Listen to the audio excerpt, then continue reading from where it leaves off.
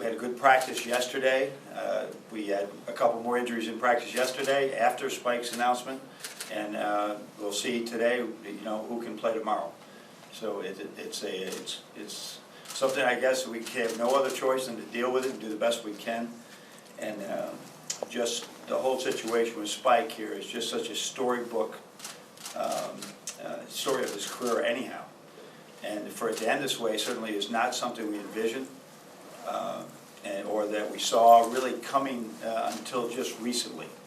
And it was something that we feel really bad for him. But we got to do what's best for him right now for his long-term health.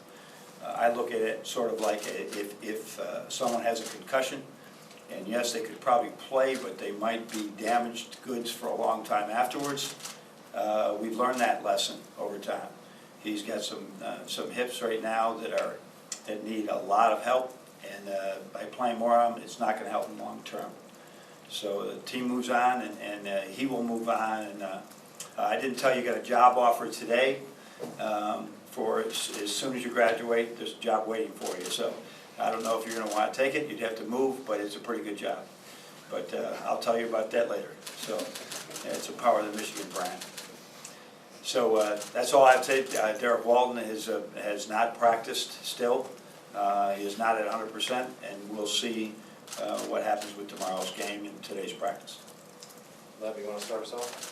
Yeah, Coach, in terms of the decision process, what was the timetable for closing the book on what you're going to do with Spike this season, and how did the guys react when everyone learned? Well, it's Spike's decision, and when he told me he could not have played the second half of the game the other day, that he was locked up, and his hips were really bothering him, and they've been bothering him badly for the last week, but just like last year, he played through pain, and so when he came to me with that, and now we start talking about long-term effect and talk with the doctors, we just said, this is the best thing, you're right.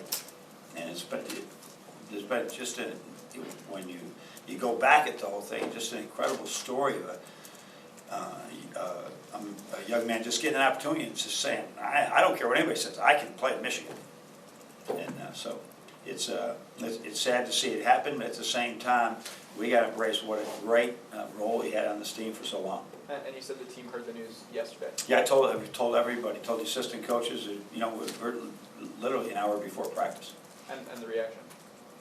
Everybody's, you know, he's a well-respected leader and a great friend of everyone, and so everybody feels bad about it. Now you gotta play like Spike played, and we'll be a better team. Brendan?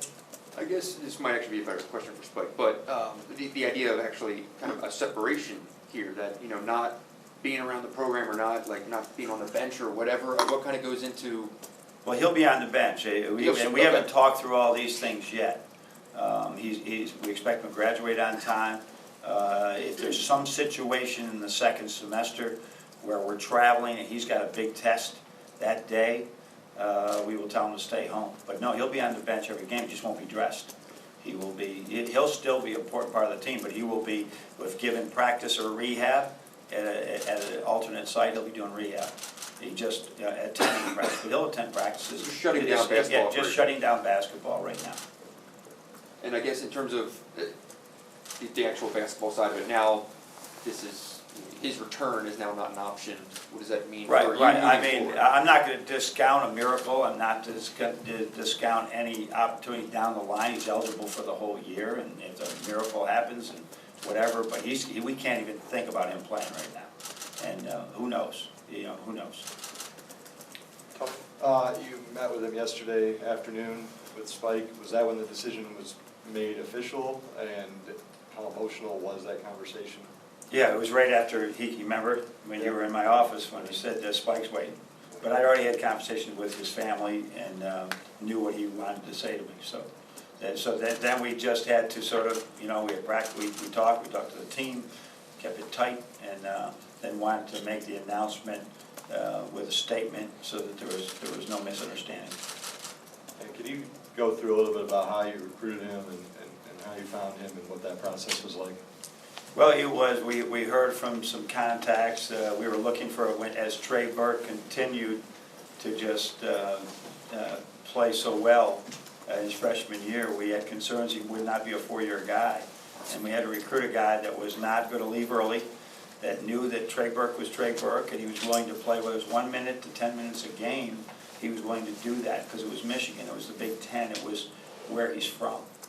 And he had other opportunities, and he would have had more, he would have played Division I somewhere, who would have known where it would have been, but I do not think the likes of the Big Ten were recruiting him at the time.